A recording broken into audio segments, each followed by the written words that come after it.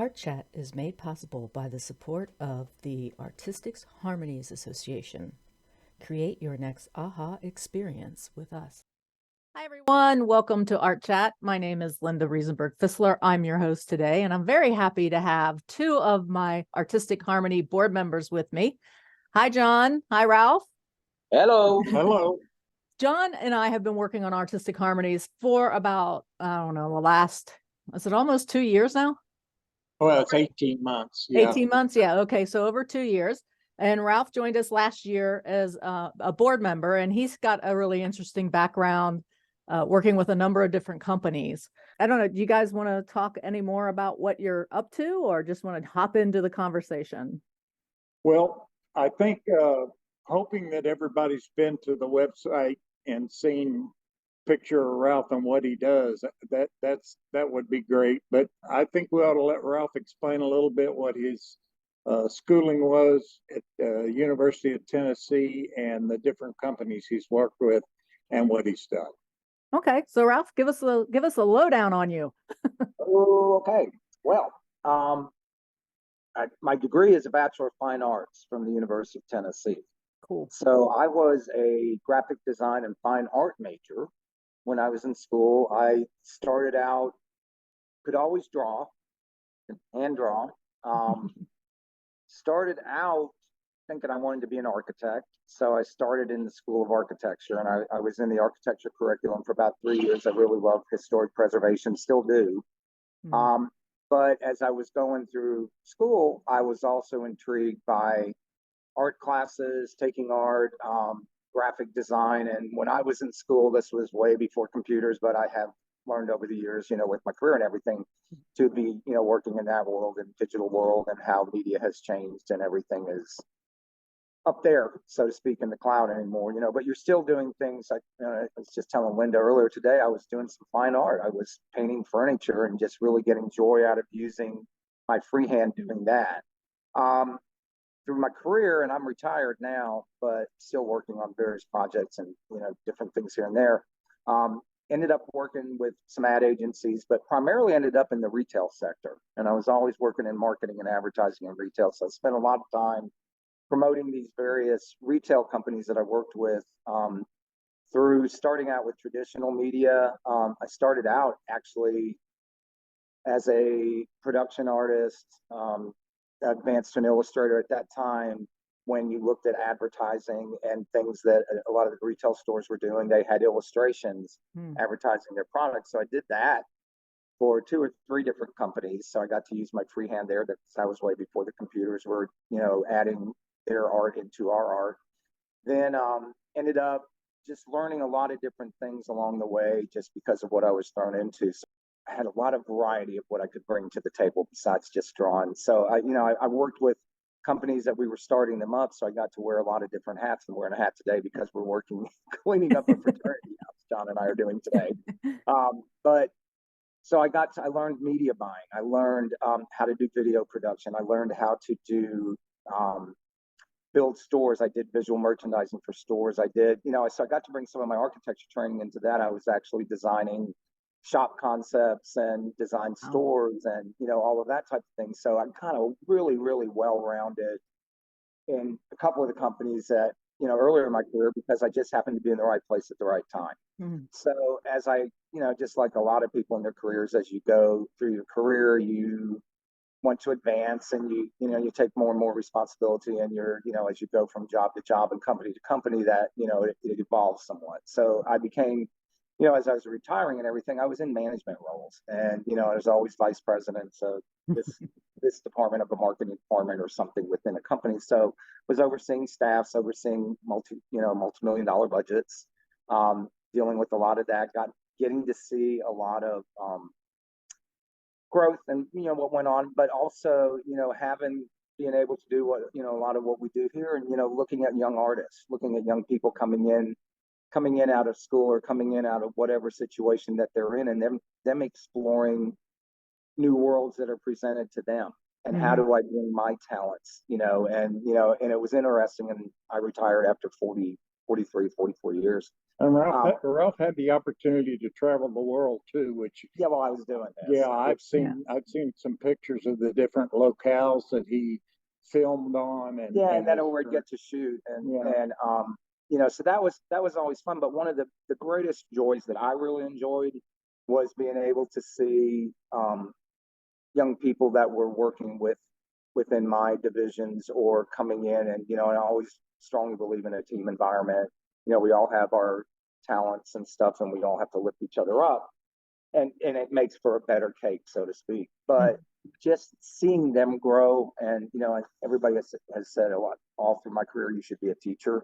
I really enjoyed that aspect of it, and being able to see people, get their wings and fly, and see what they do with something, and even today, because I'm still working with young people in various projects and stuff. I'm excited to learn from them, and it was always a two-way street with me, but really now with the change, the very, very constant change of our medias, and where we're putting our art and how art's coming into our world, and messaging, and how fast everything is. It's really fun to watch other people do it, and in whatever that is, and glean from them, and vice versa. Hopefully I'm still putting something out there that people can get inspired by, but I assume that you're including me in that group. Oh, always. Group This of young, as far as the young, it is, and if you can sit there and look at Donna, that we've been around a little bit, but we are still very young at heart.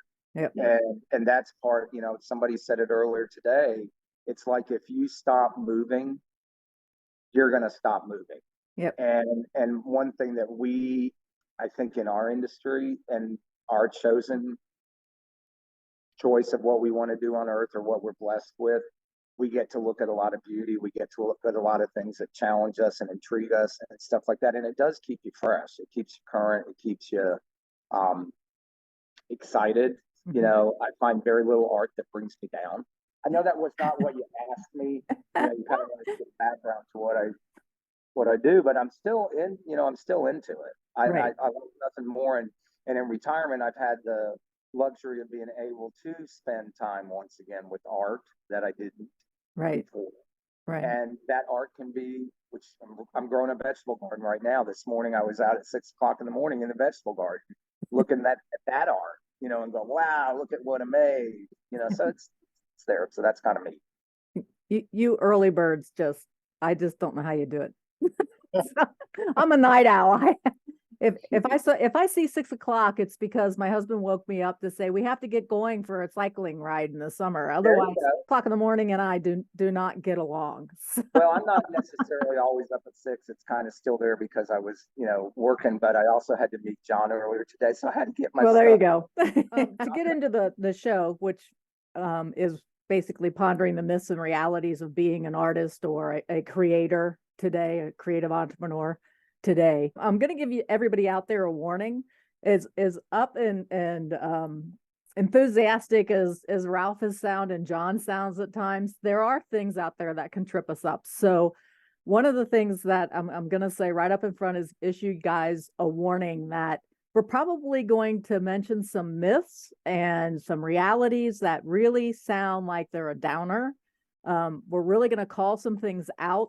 But I think these are things that you need to know going into situations that will help you become a better artist, become a better business artist, the business entrepreneur part of artist, and really make you stop and think about the value your art brings to the world, the value that you bring to the world, because that's really, for me, the most important thing. And I think if we step back as an artist and really look at ways that we're taken advantage of is probably the nice way of putting it.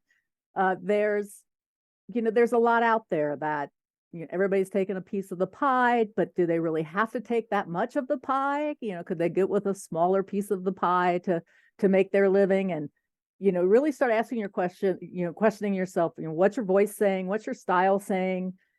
What's this gallery trying to do? And is it part of your vision of what you want to do?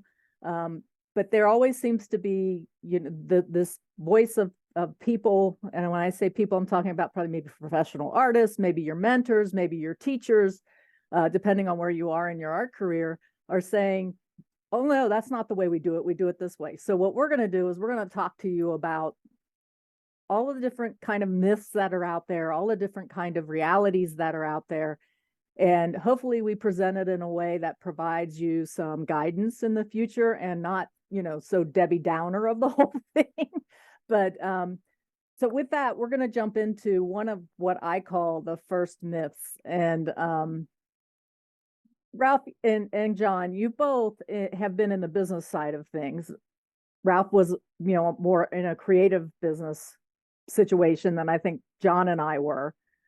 Although the weird thing is at Procter & Gamble, I always got hit on not being creative enough, which always kind of made me laugh, because in the background, I'm writing a book, or I'm doing a painting or something like that. But when you start talking to me about being creative about what a baby needs in a diaper, to me, it was like, if it catches everything, it works, it's fine, it's great. I don't have to worry about being creative anywhere else. But so there's always, this bit of creativity that goes into basically any job that you're doing. So let's start with a foundation of. Hey, I'd like to remind people just basically what you said. She has written 5 books, folks. So when she said I wrote a book, she just finished her last book in a series. And so she's quite talented, not only from an artistic visual art standpoint, but from a literary standpoint. So if you get an opportunity, look up her books and order them, because they're really good. Thank you, John. Now I blush. I appreciate that. So let's talk a little bit about how folks get started on this journey. There are like a number of different ways that, and we're going to narrow it down to artists basically at this point. But I think anybody else who's not a visual artist or sculptor or something in that way can also, find similarities along the path. So some folks go into art by going to college, studying fine art, like Ralph did with, his interest in art. And some folks pick it up as a hobby and then decide that they want to make that their career, kind of like I did. I left Procter & Gamble after 26 years and decided I was going to be a full-time artist. And I can talk about a lot of the myths that I had going into that. And then, a third way is, they're self-taught. They don't really have any mentoring from any professional artists, and we're kind of out on our own. So if we look at those 3 different ways, and if you look at the art careers out there today, you could say we're pretty much in silos. We don't really talk about or know about artists outside of our little group or clique or whatever you want to call it. So with that, we can become encouraged, at the same time discouraged with our craft, because it may not, let's say we graduate from college, all right, my art's the best. I'm out there, I'm trying to market it. Nothing's happening. I can't pay my bills. What do we do from there? Because one of the things I think that's pretty evident, and you guys can correct me on this, is if I go to college and I study fine art, you're studying the craft of fine art. You're not studying how to market that. Is that pretty much true? Okay. Right. That's very true. Okay. So, and just like in the regular world, as there's this whole thing about, like when I walked into Procter & Gamble, Ralph, when you walked into your first job, John, when you walked into your first job, we weren't experts, right? We thought we were. Exactly. So I graduated with college with a fine art degree. I think I'm an expert. Absolutely. Yeah. And you have, in a way you have a lot of knowledge, but we don't have any experience to go with that knowledge and how the real world works. So, we have to we definitely have to with time, earn that expert badge. Yeah, correct. Yeah. Linda, kind of what you said, you alluded to a few minutes ago too, was that people who are creative value that creativity, and it's important to them.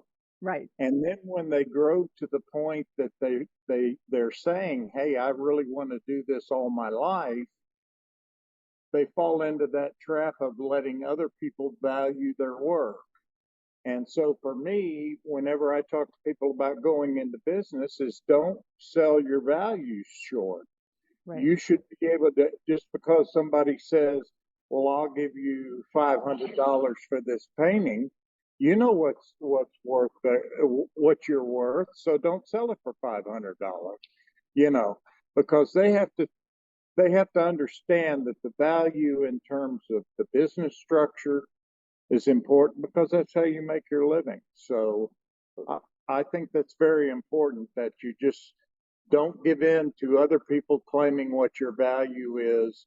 You create your own value, you use your creativity, you explain it well, and then you don't let galleries take 50% of everything you paint. So you really have to get out there and network and find collectors on your own, or get with somebody that is good enough that won't charge you an arm and a leg. So And with the world that we're in right now, that we're sitting here talking this and social media and stuff, it's pretty instantaneous that you can find some of these answers that you need. But I think just have my personal story and what I've witnessed others, we're all uniquely talented. We each say, we have our unique talent, but and what John's saying is very, very true. Don't sell yourself short, but at the same time, when you're sitting there and you're trying to get a job and you can't get a job because you don't have the experience or you don't have this connection or whatever, it's kind of a catch-22 situation. You go, what do I do? And then also, if you're sitting there going, I don't want to sell myself short because I know my value of my art, I feel like I know what the value of my art is, but you have bills, you have a life that you have to lead, you have to be able to go through. It's great that you can sit there and go, I want to be a fine artist all my life and sit up in my attic loft and paint and have great music coming through and be all over the world. I got all over the world with my job, but it costs to do that. There was a bill involved with that as you're doing it. And it's not just something that I could just hop on a flight and just go to Milan or wherever and just just go do. There is that there. So there is a process to this that, Linda, you had talked a little bit about the excitement of it and then the myth and the reality and the dark and the light. There's darkness. There is certainly darkness and especially because as an artist, you are so personally attached to, your art is a part of you. Right. And it's not, other careers are as well, but, everybody always, and this was another thing as I went through my career, they don't really know how to approach an artist when they say, I'm not happy with what you have done, because they're afraid they're going to break your heart or break you. And they often do. Yeah. Because we wear our heart and our art on our sleeve. It's such a personal testament to who we are. That is a different thing. And as I went through my career, I learned, did it sting? Yeah, when my first thing out, my fifth, my sixth, my seventh, they kept saying no, no, no, no, no. And I finally learned, you know what? You could have done better. Or there were times when I said, you know what? That was the right thing. And we went past it, but could have done better. And I would learn from it. And I would learn from it. And then I also, just in mentoring others as they would go through it too, I think you have to be, in our community, you have to we see things differently. I think, somebody in the field of art or that has that visual vision, we do see things differently. We see a lot that other people do not, and we pick up on it. And you live and breathe off of each other, when you're in that type of situation. And I think, it's our responsibility as we go through this for that person that does come out, that they're going, I don't really know how to get this going, is to say, don't give up. John's talking about don't undervalue yourself. Just don't give up. You have a talent in there. Yeah. People will see it, but you have to, like you said, I wasn't taught in school how to put my stuff out there. I was just told, when I got out of school, now you got to get a job. And, and it was like, because you're going to have to pay your way and figure out how to do it. And it's a lot of searching, and you're going to make mistakes, and that's great because you learn from all of them. There are so many artists and they all have something to give, and it's just, don't give up, don't get down about it, because if you truly believe in yourself, someone will see what you've got. Don't quit. Yeah, they will see what you got, and it'll work out. But I would say and this may be going too far yet, I'll stop for a second, but the business side will be very perplexing. Yes, it will. 'Cause if you haven't dealt with it, it's just yeah. Yeah, it is. No, I think that's a fair point. There's a couple things that both of you talked about that I want to kind of go back and revisit. One is, John, you were talking about, don't undervalue yourself. But there's also a trap if you overvalue yourself, especially as you're coming out of the gate, right? Yep. So if I go in with a painting that, if, I'm 20 years in the future, I'm looking back at the stuff I painted 20 years ago, and I'm looking at it going, I asked for how much for that painting because my skills have improved so much. Yes. And I probably over asked a lot when I was younger. I mean, how many people, when they first get out of college or they get, they're in a mentoring program and their mentor tells them, wow, yeah, you're really getting it, and we all, and the people that are self-taught, bought so many books, read through them, know all their, we all know our craft. I'm not saying that we don't know our craft. And we take that and we put it in a competition with people who have 15, 10, 15, even 5 years of experience of painting out on their own with nobody, giving you input or telling you how to refine your craft even more. You put that in a show and everybody it gets rejected. And of course, like any creative, we are so proud of our work, and we should be. Okay, we should be. Don't not hear that, folks. We need to be proud of what we're doing, but it may not be up to the level of expertise of other people's work. So there is this pitfall of, it's actually on both sides of the scale, undervaluing yourself and then overvaluing yourself when you don't have. It kind of leads us into the second part of that. But let's talk a little bit about, before we get into this, if both of you could talk a little bit about the pitfalls of overvaluing our work and what that says to potential collectors and customers that are out there. Yeah, I think I have a little bit different perspective on it because I watch people, and I think as an artist, because you're creative and you watch events, people, and you attempt to put that on canvas, you're seeking a way to communicate to that person that looks at your art. And so it's very important that you're able to explain, because a lot of people might go up to a piece that you've done and said, well, why did you use this color? Or why is this over here? But if you can adequately explain it to them, now you actually add to the value because they go, oh, I get it now, And so you're creating a higher level and value for that piece of art because you've connected with the buyer.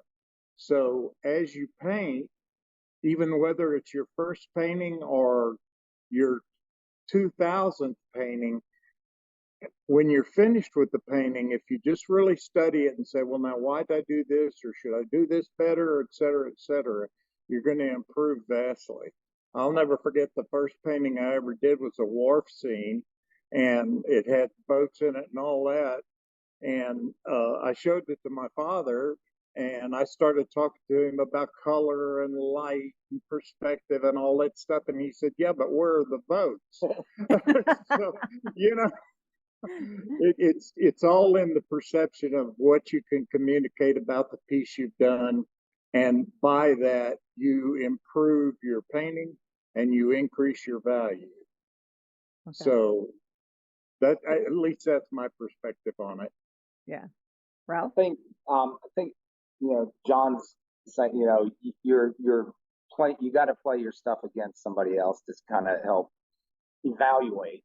And I think, we kind of touched on a little bit already, is the community is important. You know, it's very, very, it's not unusual as an artist to be be considered a solitary artist when we get caught up in our work. You know, there's not a whole lot of people sitting there beside us when we're doing it, unless it's something collaborative that you're working on. It's very, very personal, and you're feeling it and you're doing it, whatever. But if you're not, when you're sitting there talking about, it's overvalued or undervalued, if you're not keeping up with kind of what's going on with other people, and when you go out in the community, and surely if you're an artist, you're probably inspired to go out and look at other people's work, you can kind of get an understanding of where you should be. And I would tell you that every one of us, when we start out, we probably do overvalue our work.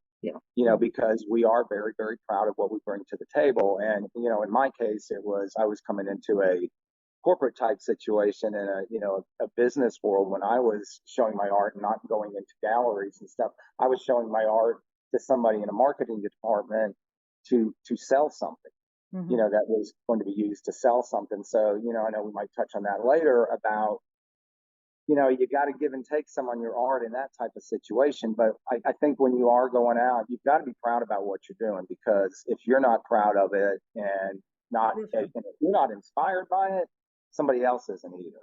Right. But there is that going out, and whether it's and then John kind of a little bit said it, but if you can get that one person when you go out there and you're having that conversation with them, if you have one person that gets kind of clicks onto something that you're saying and sees something in your work, that is a start right there to, it may not be the ultimate benefactor to you, but that's what you have to do. You're inspired by it. You've got to bring other people into your world, and that's going to help you decide, okay, if I get one people or two people or three or four or five, that's going to give you kind of an understanding too. Wow, there's a lot of people that are appreciating what I'm doing. It probably is worth this as opposed to that. And a good example of that too is that when I went to visit Linda at one time, we were in her studio and she had 4 or 5 works up there.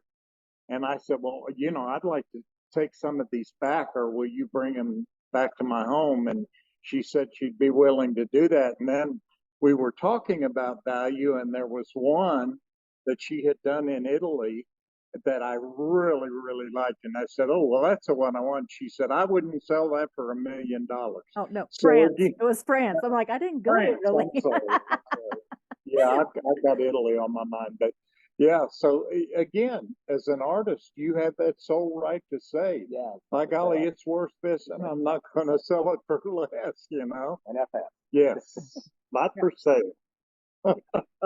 Yeah, so it's really kind of interesting, because I think part of what we're getting into at this point is that miles of canvas, when you're an oil painter or an acrylic or sometimes even watercolor on canvas, we talk about miles of canvas. You got to put in miles of canvas before you actually start discovering your style and your voice.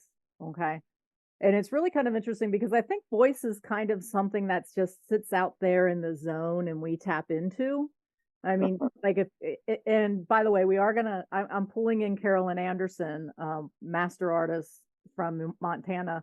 I don't know, Ralph, if you're familiar with her or not, but she's great and a very good friend. And we're going to actually talk about developing voice. How do we develop a voice? And we're going to do that through using some of the past masters' works, and talk about how, like Monet and Sorolla and all of them found their voice over their paintings. So tune in for that if you're having trouble finding your style and voice. That's coming up later in August. But it really is interesting, because, at this point in time, if I asked 5 different of my collectors what my voice is, I would probably get 5 different answers. Okay. And if I asked them what my style was, they would probably all hone into Impressionism or representational art, because that's what they heard me say. Okay. So, but if I would talk with our good friend Jean Peterson and say, oh, I can't paint abstract, she'd point to a couple of my paintings and say, you know how close you are here?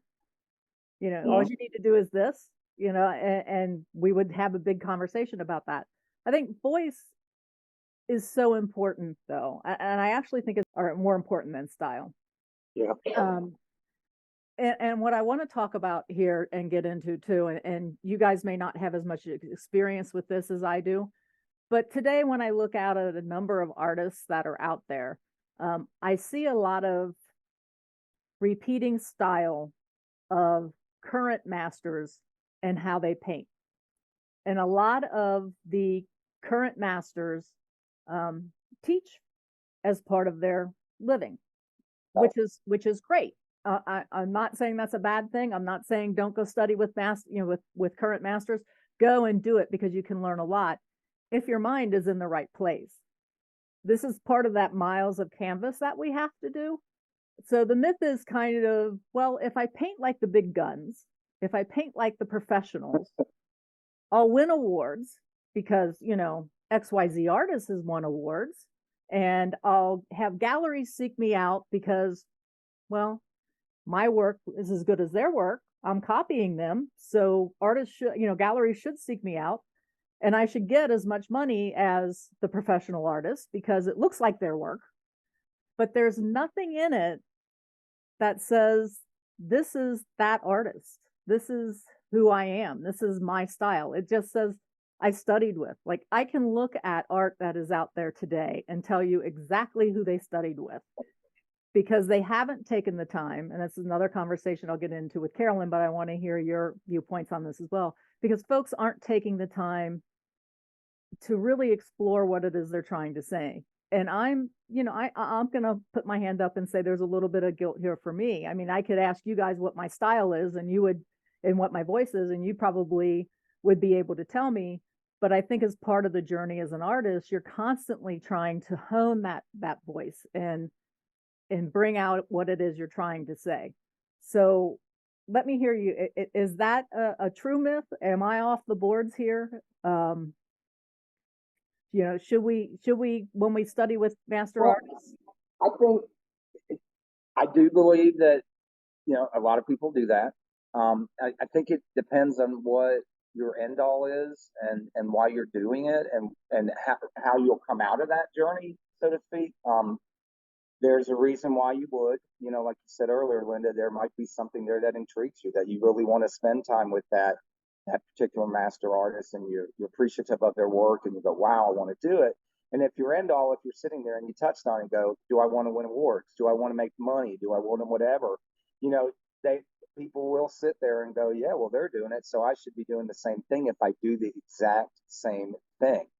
But we all, and even the master artists, they can sit there and go, yeah, okay, I've gotten to this point, and this has really served me well, and I'm going to continue to do this for a while. But you still are, if you're not, you're probably dead.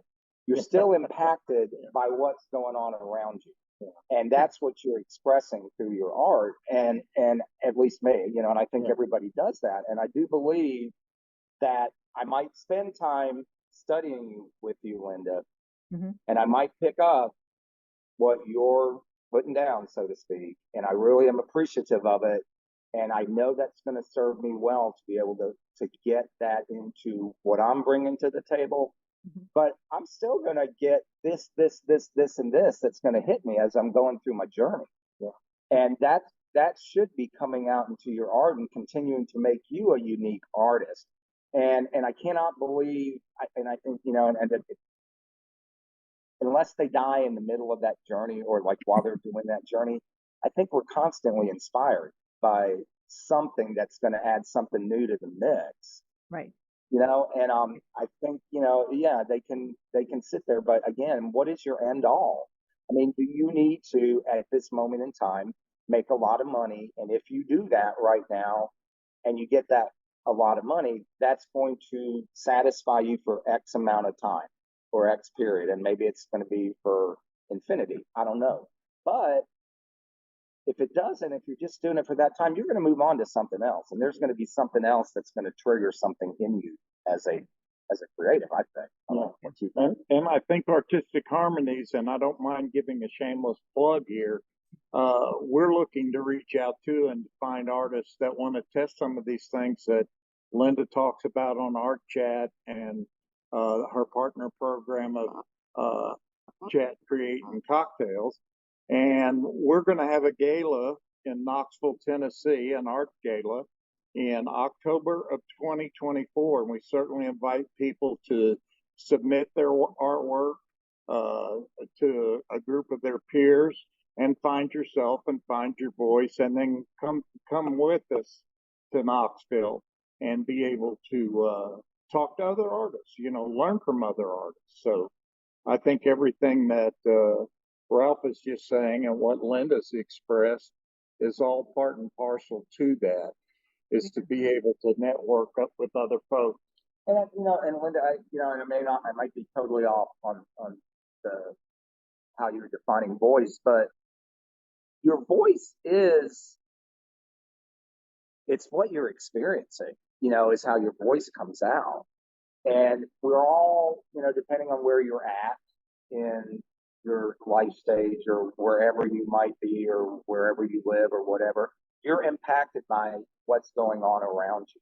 Mm-hmm. So where you and I might have a similar voice to what's going on around us, if we're, fairly close to each other or something, we're still going to be unique in how that voice comes out. Like mine's got a real twang right now that you do not have. Well, I don't know. When you talk to Joe McGurl, he says I'm from Kentucky and I have a twang. So well, but it is that's the way your art is too. And our voice may be really, really similar, but it's not. We have our own inflection to it. Everyone's unique in their own.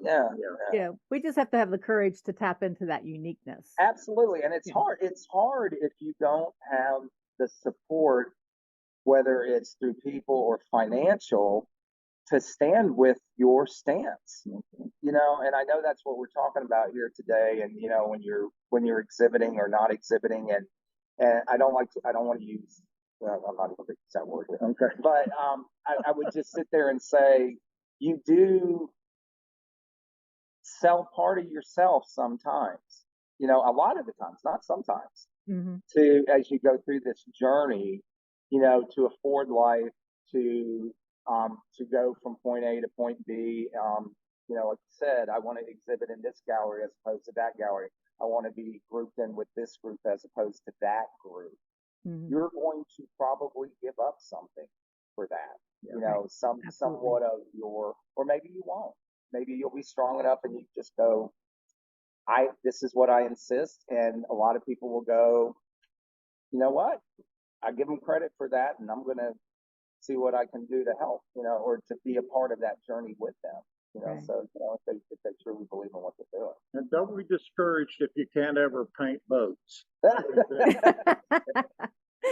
Yeah, one of the things that I think would also help bust that myth of I have to paint like the master artists of today to be recognized or to gain some kind of financial security or something like that is to, go ahead and study with them, but study the techniques of their work. Don't ask them questions why they express something the way that they have, but don't put yourself in a corner saying, okay, so if I'm going to represent a peaceful, serene, mountain scene, I have to paint the mountains this green color or this, break free of that and look at what really got you to say, ooh, when you saw what that master artist did. Don't copy how they did it. Explore in yourself how you want to express that. For me, something being peaceful and serene might not necessarily be red. Peaceful maybe a pretty blue, but ask yourself, could you take red and make something peaceful from that? Could you take purple and make something peaceful from that? And really that's the way to challenge yourself. Studying with other professionals, is fantastic. I've done it. I've been mentored by a lot of the big names out there, and each time they were frustrated with me because I wasn't asking, how did you do that? I was asking, why did you do that? And why are you teaching it as that is right? It's not. And when I teach, it's really kind of interesting. I have a number of students, and all the things I always tell them is, number one, straight out of the gate, I will never take your paintbrush and paint it, because if I do that, it's no longer your painting. Correct. But I will try to explain to you the reasoning I have on why I think something isn't working in your painting. Notice in that whole conversation, I never said they were doing it wrong. Right. Right. Okay. So, and each one of my students have become such better artists because I led them down the path of, why is this not working? Let's talk about that. Versus, it could be a drawing issue, it could be a design issue, it could be a color choice, it could be any number of things, but they need to find that out so that they start to develop their own style and voice. And it could be something totally unrelated to media, drawing, anything that day. There might be something sticking in their head that's not making it work for you. Right. I know that was something when I was in my career and I was illustrating and I was doing fashion illustration for these retailers. You would get X amount of illustrations you had to do every day. It's because you had to get them to get done, and sitting there looking at clothing and go looking at a model and drawing the things and stuff. And there were just some days, not all the time, you just could not draw.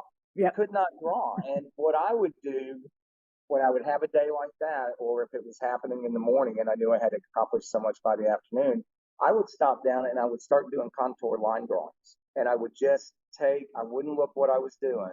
I would just take my eye, and not even what I was supposed to be doing. I would go outside and draw. I would look at a car or something and I would draw it on the paper just to free up my mind, because I was locking up for whatever reason that really didn't have anything to do with that. And as you were talking about, can red be peaceful or blue be calm? And you always think of that in color theory, that this one evokes this one evokes that. It can be, it does do that supposedly to the viewer, but in your eye, how you're putting it out there, and in your heart and how you're putting it there, it can be whatever, in my mind, and you can do that. But I think, the thing that I go back to, and I just said it a lot, is stop what you're doing. And I will do a contour line drawing, because I think it's interesting when you take a bunch of students and you have them in a class and you do that and you see how everybody interprets it with their hand and with their eye, the same thing. Yeah. And that's where you sit there and go, look how unique you are. Yeah. We all looked at the same thing. We weren't looking at what we were doing, but look what we came up with. And that, it's free yourself. You got to be, anyway, enough about that. Yeah, I was just going to say, in writing, we call that free writing, where we don't worry about our grammar choices. We don't worry about the tense. We don't worry about what words we're choosing. Because you can get locked up like a computer, for sure, in what you're trying to do with your art and stuff. And sometimes you just have to walk away or take a breath and, go, okay. And then, and every artist knows that. Then you come back and you revisit, you go, good. But when you're under a deadline, that doesn't make it any better.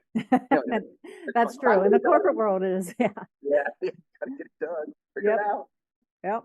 By the way, I never came up with a diaper patent, so I guess I wasn't, a creative in P&G's mind at all. So, yeah.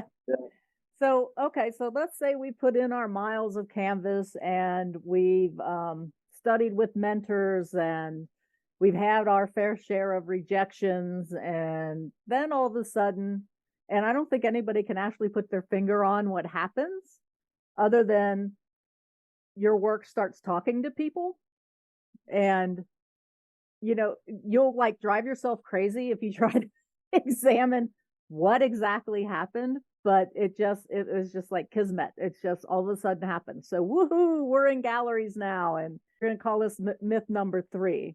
And this is really important and essential, really, for business entrepreneurs, the business entrepreneur side of creative people.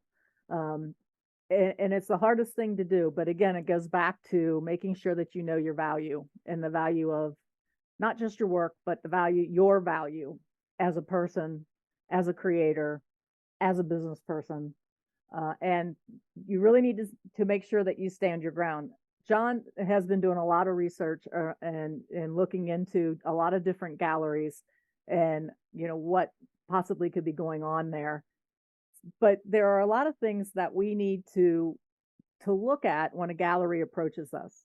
And yeah, it is a great compliment. It makes you feel wonderful that somebody else, it's very validating. Somebody else, likes your work, wants to try to sell it for you, etc. But we also have to think about our future and the future of this world. So the first question I'm going to put out there, Ralph, to you, because John went somewhere. We have a dog that just came into the scene here with us. Aw. Shiloh. As I look around for my cat, my cats aren't here yet. So I'm going to put this to you. Are brick and mortar galleries a thing of the past? Do you think? No, I don't. And to me, I mean, you've got digital and you've got brick and mortar too. And I think to me, it's very, very important to be able to touch and feel. And and also, yeah, I can share with you here and we could throw up some art and look at it and discuss and have the discussion and stuff. But I don't think, to me, going into a brick and mortar gallery, that's a whole different experience. And it's the same thing, like I said, I was in retail shopping. We would sit there and go, oh, when the internet came, you don't really need brick and mortar stores anymore. That's not true. It's, can I shop online? I think I would call that person the guest that you're marketing to. The guest wants to experience your art everywhere she or he can. And whether it's in the digital world or whether it's in a gallery, it's important that you're there where she's going to be or he's going to be at any place in time if you truly want to expose the world to your art. And I think when you go into a gallery, there's this whole, I mean, it's the senses thing of it. There's the smell of the art, that's there that makes you kind of fall in love with it sometime or not. There's the, and I know we're not supposed to touch, but there's the texture that's on that mile of canvas that I might not pick up in a digital world. There is, and I know we're talking a little bit about the business world of galleries and marketing your art as well. We'll but get there. There's just when I go into a gallery and I have the chance to be with other appreciators of the art that's exhibited there, or even I'm just by myself. To me, it's and John might disagree, and we'll be back in a second. I don't think you can have one without the other. I think you still need the galleries. I think, I don't know what your thoughts are, Linda, in general on that, but I think you have to have both. Because I think as you're as you're exposing your art or your thoughts or what you're doing, you want to be in as many touch points as possible to connect with that person that you go, I feel strongly about what I'm doing and I want somebody else to experience this with me and engage with me on this. And I think that's going, yeah, it could be there, it could be here, it could be here, it could be here. I could be doing things on my finger that I go, this isn't in a gallery, but it's on my finger and I want to go out and show people. I just did this painting on my finger. I may have black paint on my fingers, but that would be something I would sit there and say, yeah, you need it. You need it. And I think in the digital world too, and I don't know, you're probably going to go into this a little bit about how do you keep from not getting taken advantage of? And, right. When you're out there, and I know we're kind of talking about that today, so I won't talk about that yet if you don't want me to. But I think you got to have brick and mortar galleries. Just personally, that's me. If we think about our experience of going to a museum to see past masters' work, we can see that on the internet, but when we see it in person, there's a whole different experience that happens, right? So we want that, and that's the kind of experience that we want to happen when we try to sell our art as well. Absolutely, yeah. Pretty much the big difference is the past masters are dead. So, yeah, they are, and they can't sit there and talk about it, right? But their work is talking to you, and probably somebody that was in the Louvre or whatever, they're sitting there and they're telling that story or what they were told to be telling of that story. Right. Did you miss me? Yeah, John's back. The question was, do you think brick and mortar galleries are essential or they're A not. thing of the past. I think they are. And I think, again, it's a matter of education, self-confidence, communication for an artist to be able to not only explain their why in a piece of artwork that they've done, but to be able to, again, make that connection. And I think the more an artist can get out there and make that connection, the less people will go to galleries. They'll start to communicate amongst their friends, other curators, other buyers, and that's how they'll be recognized. Now, that may be a much slower process, and y'all may disagree with that, but I just think that, yeah, galleries are asking too much of an artist. You know, let me put it in my gallery, I'll hang 10 of your paintings, and then they do nothing to market it. Yeah. Whereas an individual who represents you can do a better job, in my opinion. Or you can do it yourself. You can do a better job Yeah. representing Or yourself. do it yourself. So, okay, so we have these two different answers, which I think is awesome. So let's jump into, because I think you're going to find some common ground here between this, is how much power should a gallery have today? What percentage should an artist accept? You know, all around what should be in the contract that's between the gallery? Because we certainly aren't going to jump away from galleries in the next, you know, in the short future, if you want to call it Right. that. Because I mean, that's the model that everybody's looking on. Now, I will say that I think the gallery model has changed a lot from when we first started really having galleries.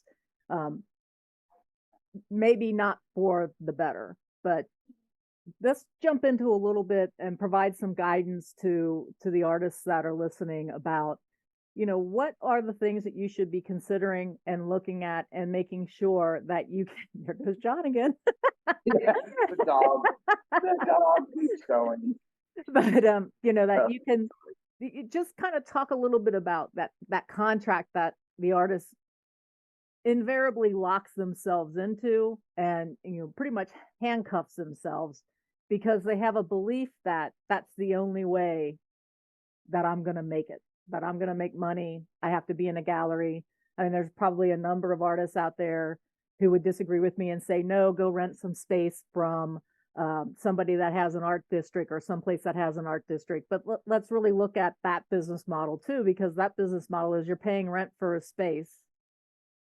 You're going to feel a need to do something that maybe doesn't help your value, doesn't help your image, to you could possibly get locked into doing something totally different than what it is you want to do, which is sit in the ivory tower and paint for the rest of your life.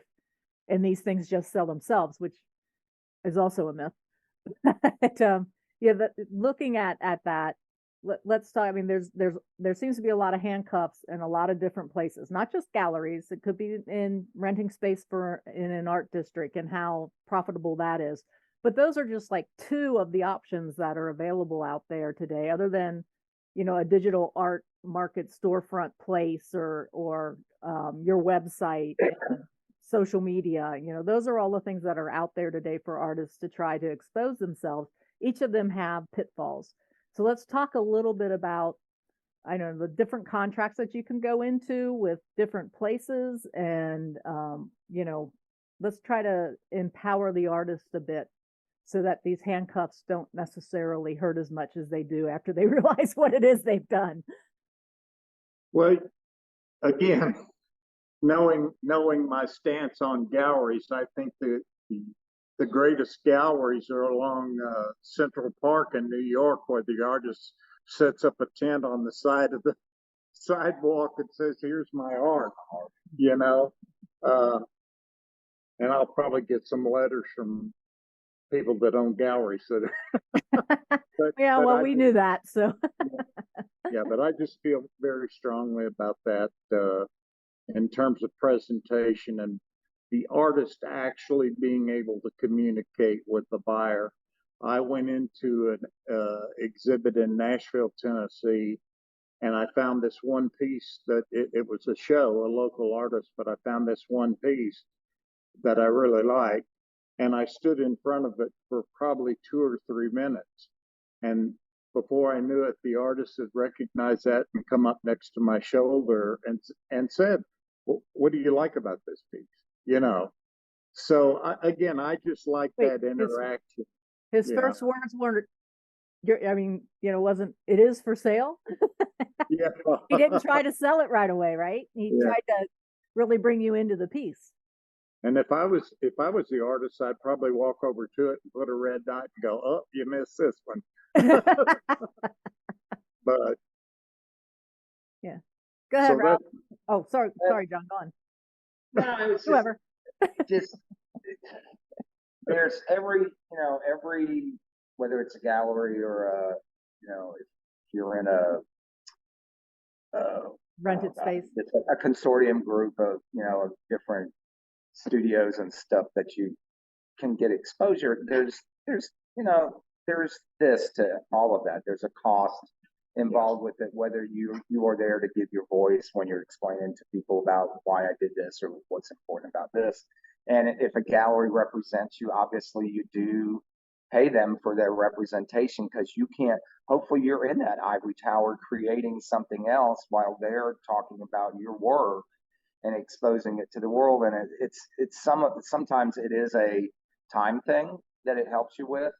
And just like what we're talking about, putting your art out digitally, and in this world, it's you can't be you only have 24 hours in a day. And if you're creating, how do you do? But you're obviously, if you're going to be exhibiting in a gallery space or something else, hopefully you have a collection of your work, or there's something that you feel pretty proud of. It's usually not just it might be one piece every once in a while, depending on what it is, but it's usually several pieces of your work that are out there that you're telling a story in this moment in time to people, and that's why you're exposing it in this gallery. But that takes time.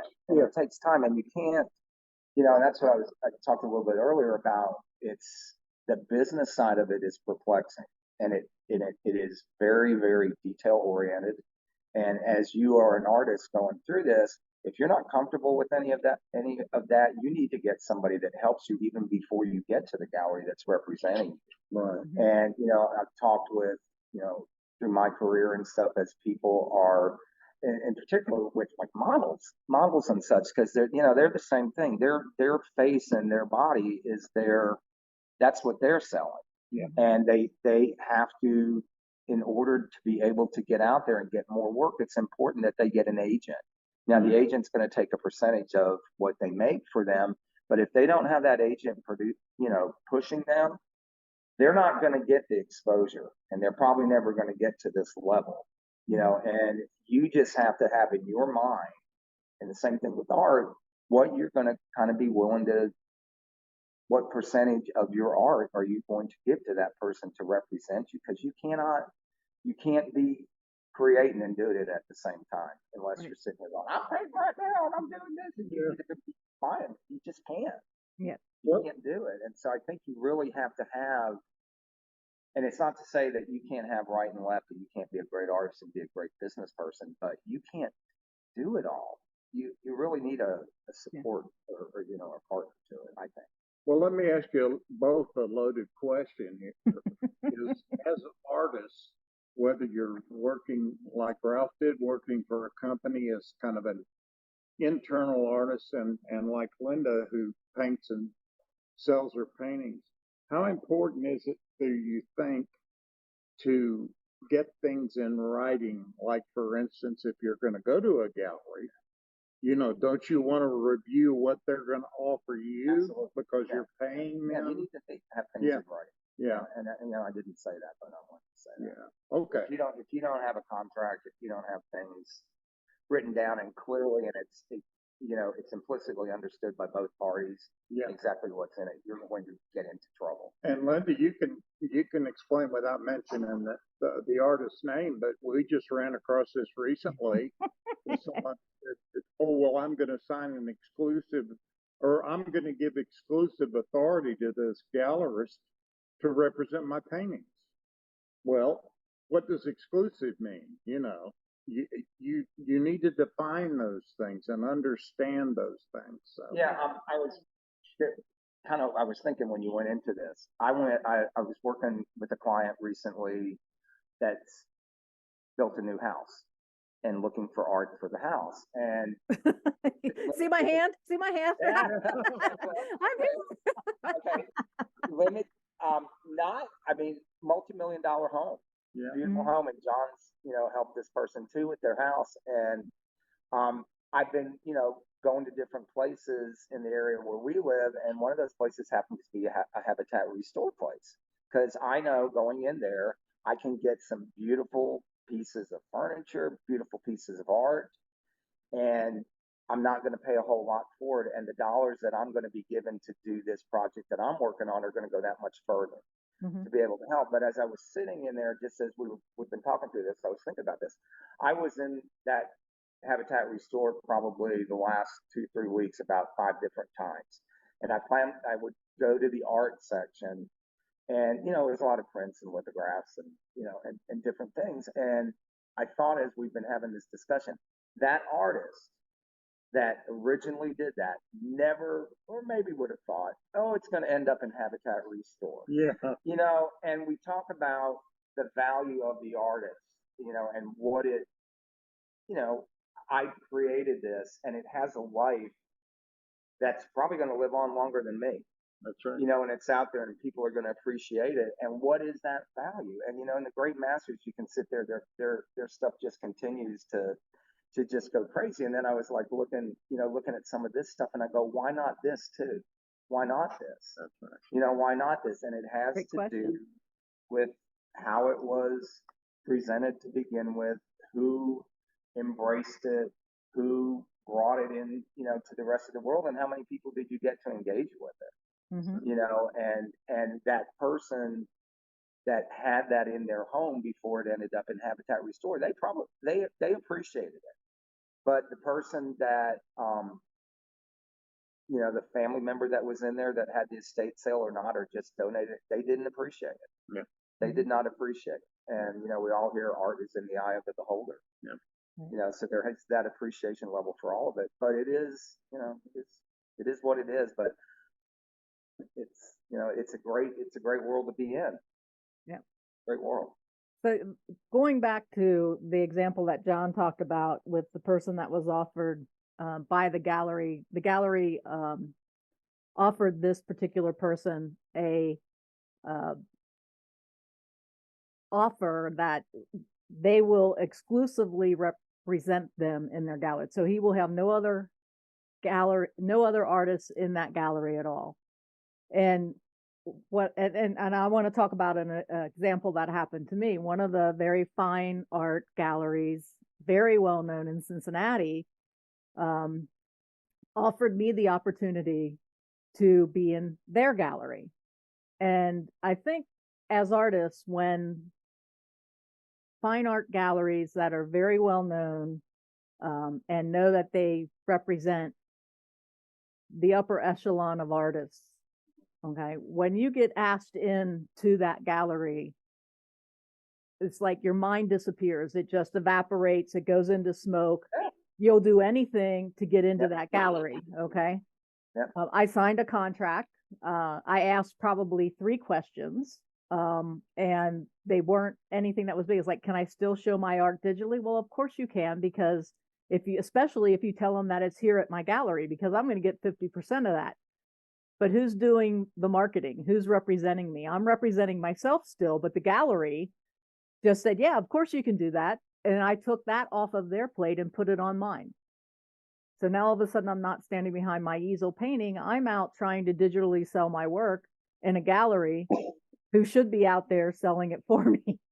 Yeah. Well, yeah, but that would be something that I would sit there and say in the contract that you said you asked 3 questions, but initially in that contract, there should have been something that you said, and what will be your, beyond putting me on your wall, what's involved with this and what period of time, that you're going to come, are you going to put me in this channel, this channel, this channel, this channel, this channel? How many days of exposure are you going to give me, or how many views are you going to guarantee that I will get by participating in that? I think all of those things anymore should be a part of a contract.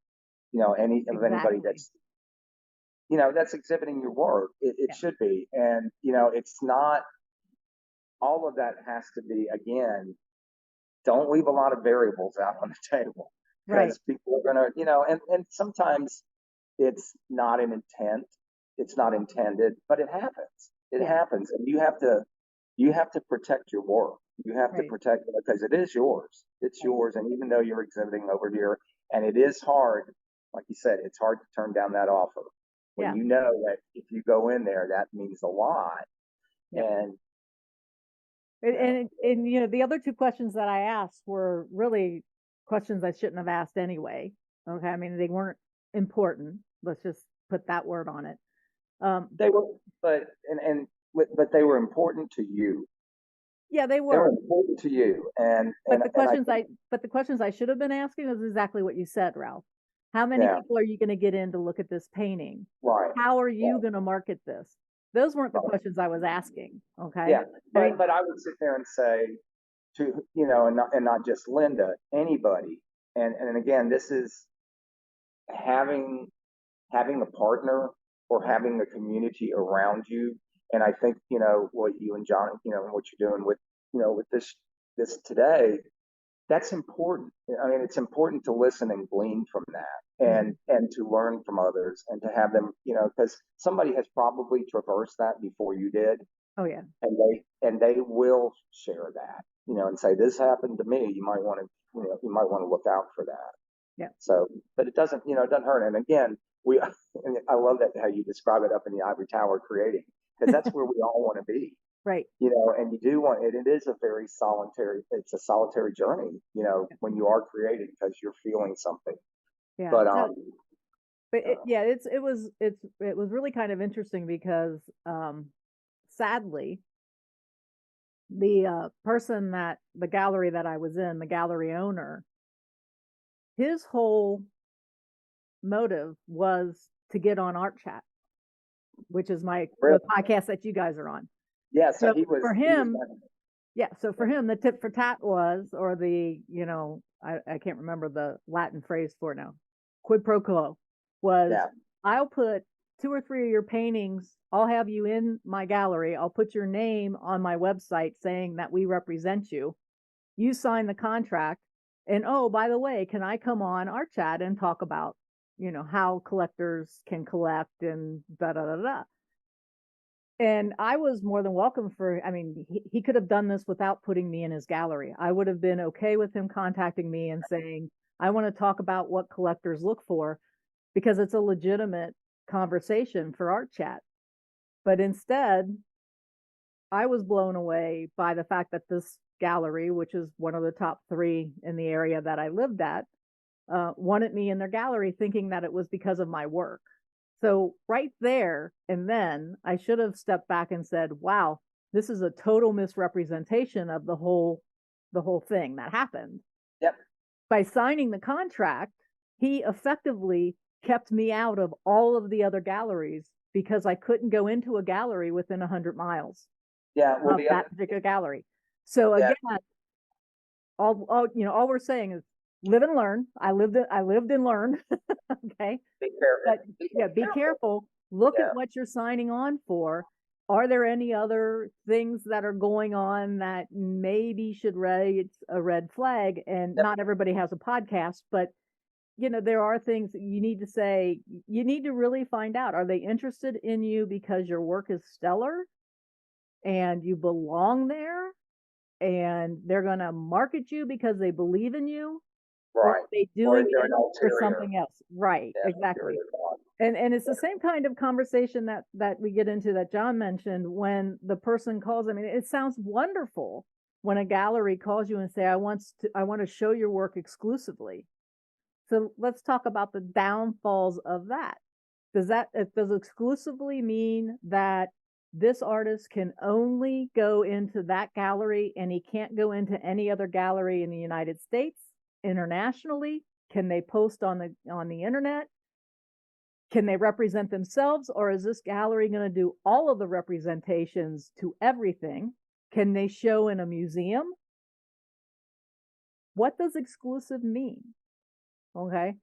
what are you signing away with that? And if the person says, oh, you can still do all that, then my question would become, then it's not exclusive, is it? Yeah.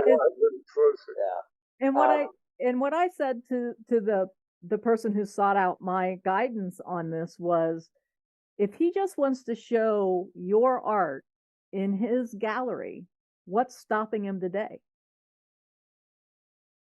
True. You could show it, yeah. That gallery person could say, you know what? The only person that ever sells is XYZ artist. So XYZ artist is all I'm going to show in my gallery. End of story.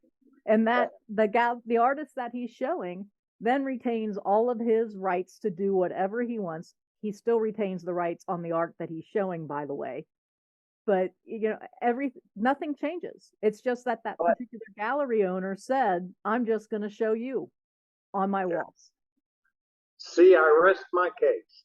Well, you as the artist, if somebody's offering you an exclusive, this is an exclusive, there has to be something attached to that gallery that you go, a cachet that, that's attached to that gallery that you go, that matters to me, that they would exclusively want to represent me. But you are definitely, and again, you have to sit there and go, okay, if they're exclusively representing me, how many people are coming in there again?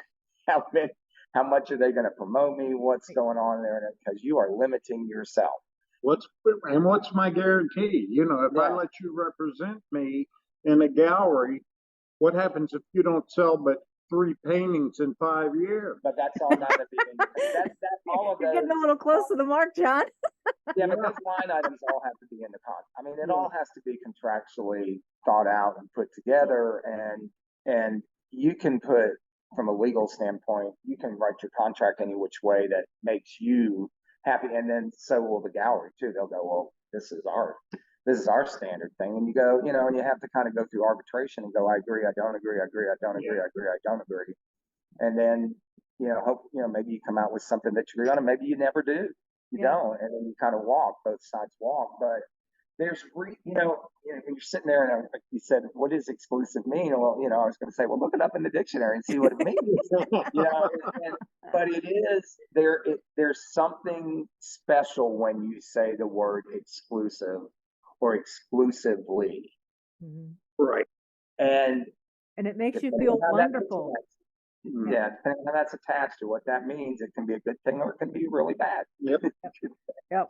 It's exactly what it comes down to is what you've said, Ralph, and what you've said, John, is, look at your value, bring yourself back down to earth. Everybody, we all want to be accepted. I don't care if we are accepted or not accepted. We all want to be accepted. Yeah. And then all of a sudden you get these wonderful offers. But you got to put that business hat on and you got to say what really works for me. And being exclusively in one gallery who does a wonderful job of representing you, whatever that means, okay, and hopefully you've defined it, maybe your thing.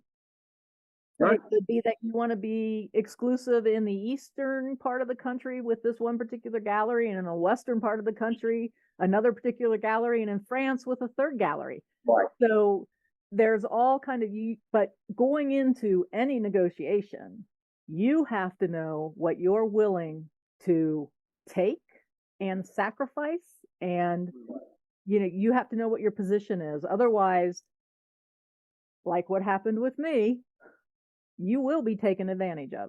Yep. I can tell you that my paintings, including the one that you love, John, was in his gallery. Yeah. And I can tell you that probably nobody ever saw it. Yeah. Okay. Yeah. And that was the one that he picked up, he looked at, he really liked, but he never promoted it. But he got on ArtChat 3 times. Yeah. That's right. So, well, hopefully he'll watch this one. Right. And he'll go, look what I did. I'm back on the chat again. So, folks, don't let gallerists blow smoke at your palette. Oh, John. Oh. All right, gentlemen, we've been here for a while. I appreciate your insight. I'd love to do this again with some other myths. Hopefully our listeners have gotten some points to walk away with and help them in their journey. I think they actually have. So thank you for joining us and being on Art Chat. And again, we're going to do this again because I think it's very. Thank you, Linda. Extremely enjoyable. We'll catch you next time. Thank you, Ralph. Thank you, John. Bye, everybody. Bye-bye. Bye-bye.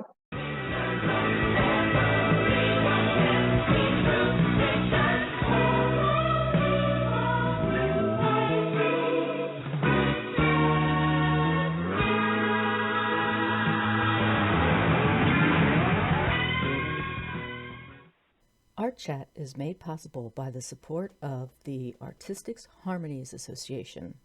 Create your next aha experience with us.